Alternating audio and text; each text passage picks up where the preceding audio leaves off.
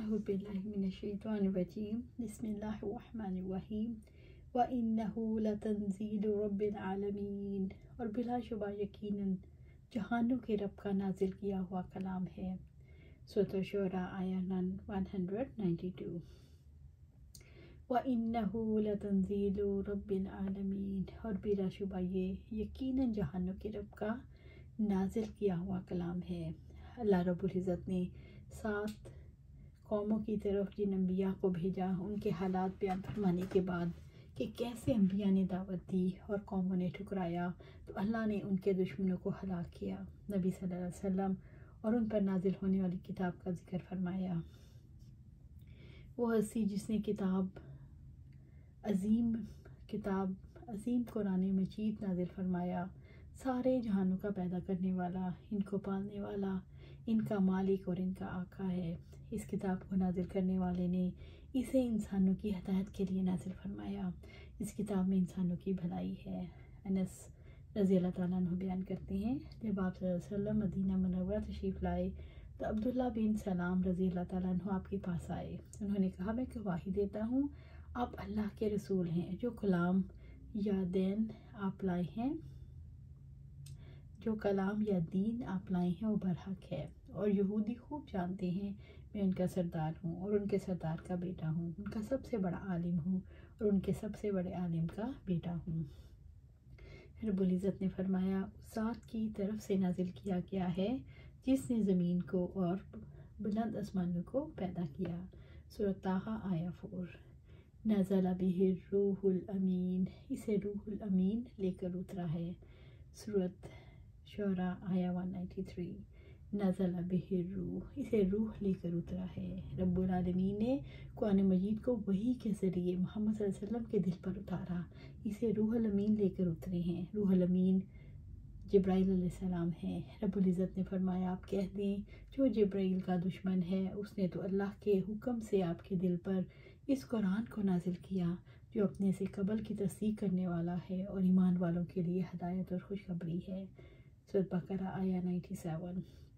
اسی طرح سورۃ نحل میں اللہ سبحانہ تعالیٰ فرماتے ہیں، آپ کہہ دیں روح القدس نے تمہارے رب کی جناب سے حق کے ساتھ اس کو اتارا ہے تاکہ وہ ایمان والوں کو ثابت قدم رکھے اور فرما برداروں کے لیے ہدایت اور خوشخبری ہو۔ الامین امانت دار فرشتے سے مراد جبرائیل علیہ السلام ہیں۔ جبرائیل علیہ السلام وحی پر امین ہیں۔ علی قلبک لتکون من المنذرین، آپ کے دل پر تاکہ آپ ڈرانے والوں میں سے ہوں۔ سورۃ الشعراء آیہ 194۔ علی قلبک، آپ کے دل پر، یعنی محمد صلی اللہ علیہ وسلم، جبرائیل علیہ السلام اس قرآن کو لے کر اترے ہیں تاکہ آپ صلی اللہ علیہ وسلم کے دل کو ثابت قدم رکھیں، آپ کے دل کی حفاظت فرمائیں۔ اللہ تعالیٰ نے دل کا ذکر اس لیے کیا کہ دل سب سے زیادہ یاد کرنے کی قوت رکھتا ہے۔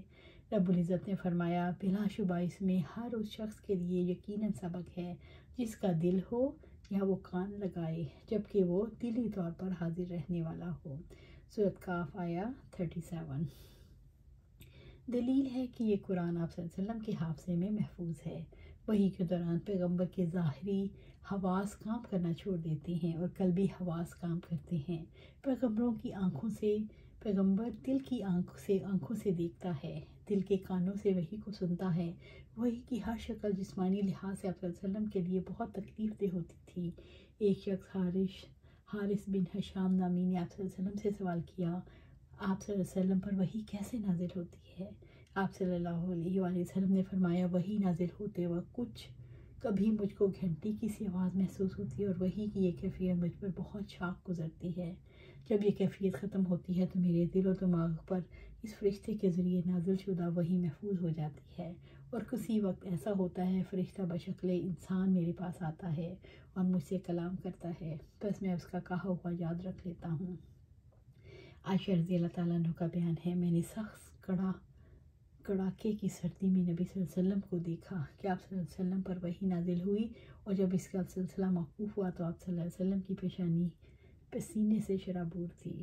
لتکون من المنذرین، تاکہ آپ ڈرانے والوں میں سے ہوں۔ نزول قرآن کا مقصد آپ صلی اللہ علیہ وسلم دوسروں کو انجام سے آگاہ کر دیں۔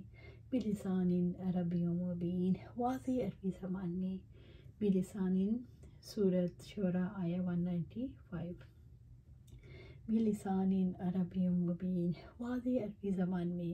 قرآن حکیم کو صاف عربی زبان میں اس لیے نازل کیا گیا تاکہ پہلے مخاطب اپنی زبان میں اسے سمجھنے کے قابل ہو جائیں، یعنی قرآن مجید کو قریش کی زبان میں نازل کیا گیا۔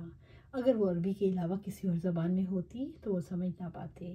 یہ وحی جو جبرائیل امین لے کر آئے آپ صلی اللہ علیہ وسلم کے دل پر اتری، بڑی فصیح و شگفتہ زبان ہے، اس لیے کہ آپ کی قوم عربی زبان ہی بولتی اور سنتی تھی۔ وَإِنَّهُ لَفِي زُبُرِ الْأَوَّلِينَ، بلا شبہ یقیناً پہلے لوگوں کی کتابوں میں موجود ہے۔ سورۃ الشعراء آیہ 196۔ وَإِنَّهُ، اور بلا شبہ وہ، یعنی یہ قرآن، لفی زبور الاولین، یقیناً پہلے لوگوں کی کتابوں میں موجود ہے۔ قرآن حکیم کے من جانب اللہ ہونے کی یہ دلیل دی گئی کہ اس کا تذکرہ پہلی آسمانی کتابوں میں بھی موجود ہے۔ پہلی کتابوں نے قرآن مجید کی تصدیق کی ہے۔ یہ کتاب حق کے ساتھ آئی جو تمام رسولوں کی تصدیق کرتی ہے۔ رب العزت نے فرمایا، اے بنی اسرائیل، اور جب عیسیٰ ابن مریم نے کہا، اے بنی اسرائیل، یقیناً میں تمہاری طرف اللہ کا رسول ہوں، اس تورات کی تصدیق کرنے والا ہوں جو مجھ سے پہلے تھی، اور ایک رسول کی بشارت دینے والا ہوں جو میرے بعد آئے گا، جس کا نام احمد ہوگا۔ چنانچہ جب ان کے پاس کھلی نشانیاں لے کر آیا تو انہوں نے کہا یہ کھلا جادو ہے۔ اسی سورۃ الصف آیہ 6، اسی طرح سورۃ بقرہ آیہ 89 میں اللہ سبحانہ وتعالیٰ فرماتے ہیں، اور جب اللہ کی طرف سے ان کے پاس ایک کتاب آ گئی جو اس کی تصدیق کرنے والی ہے جو ان کے پاس ہے، حالانکہ وہ اس سے پہلے کافروں پر فتح مانگا کرتے تھے، پھر جب وہ چیز ان کے پاس آ گئی جسے انہوں نے پہچان لیا تو انہوں نے اس کے ساتھ کفر کیا، کفر کرنے والوں پر اللہ کی لعنت۔ سورۃ بقرہ آیہ 89۔ اولم یکن لہم آیاتًا ان یعلمہ علماء بنی اسرائیل، اور کیا ان کے لیے نشانی نہیں ہے، اسے بنی اسرائیل کے علماء جانتے ہیں۔ سورۃ الشعراء آیہ 197۔ اولم یکن لہم، اور کیا ان کے لیے نہیں، کیا کفار قریش کے لیے نہیں ہے، آیا یہ ایک نشانی، اور کیا یہ قرآن نشانی نہیں، اللہ کی وحی اور محمد صلی اللہ علیہ وسلم اللہ کے بندے اور رسول ہیں۔ قرآن حکیم کی صداقت کی نشانی یہ بتائی گئی کہ اسے علماء بنی اسرائیل جانتے ہیں۔ این یعلمہ علماء بنی اسرائیل، کہ اسے بنی اسرائیل کے علماء جانتے ہیں، یعنی بنی اسرائیل کے علماء مثلاً عبداللہ ابن سلام وغیرہ اسے جانتے ہیں، یہ اللہ کا کلام اور محمد صلی اللہ علیہ وسلم اللہ کے رسول ہیں۔ یہ 5 لوگ تھے، اسد، اسید، بنجمین، صلبہ، عبداللہ ابن سلام۔ رب العزت نے فرمایا، جو لوگ اس رسول کی پیروی کرتے ہیں جو امی نبی ہے، جس وہ اپنے ہاتھ تورات اور انجیل میں لکھا ہوا پاتے ہیں، وہ ان کو نیکی کا حکم دیتا ہے اور انہیں برائی سے روکتا ہے، ان کے لیے پاک چیزیں حلال کرتا ہے اور ناپاک چیزیں ان پر حرام کرتا ہے، اور ان پر سے ان کے بوجھ اور توق اتارتا ہے جو ان پر پڑے ہوئے ہیں۔ جو لوگ اس پر ایمان لائے انہوں نے اس کو قوت دی اور اس کی مدد کی اور اس نور کی اتباع کی جو اس کے ساتھ نازل کیا گیا، وہی لوگ کامیاب ہونے والے ہیں۔